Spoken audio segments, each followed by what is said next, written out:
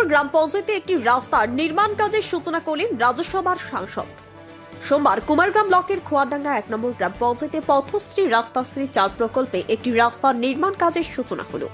রাজ্যসভার সাংসদ প্রকাশ চিক বড়াইক ওই রাস্তার নির্মাণ কাজের সূচনা করেন। তিনি ছাড়া উপস্থিত ছিলেন স্থানীয় জনপ্রতিনিধিরা। জানা গেছে West Bengal agro industries corporation limited 2.5 কিমি ওই রাস্তাটি তৈরি করবে। এর জন্য 1,34,72,648 টাকা বরাদ্দ করা হয়েছে। এদিন রাস্তা তৈরির কাজ শুরু হওয়ায় খুশি স্থানীয় বাসিন্দারা।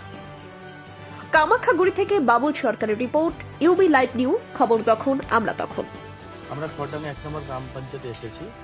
এখানে এসআরডির মাধ্যমে, পথশ্রীর মাধ্যমে, যেটা মাননীয় মুখ্যমন্ত্রী গ্রামীণ এলাকাতে কাজ দিয়েছেন, এখানে খোয়ারডাঙ্গা 1 নম্বর গ্রাম পঞ্চায়েতে এই পবিত্র প্রাঙ্গণে 1,34,00,000 টাকার গ্রামীণ রাস্তার কাজ হবে এবং আজকে আমরা শিলান্যাস করলাম এই রাস্তা।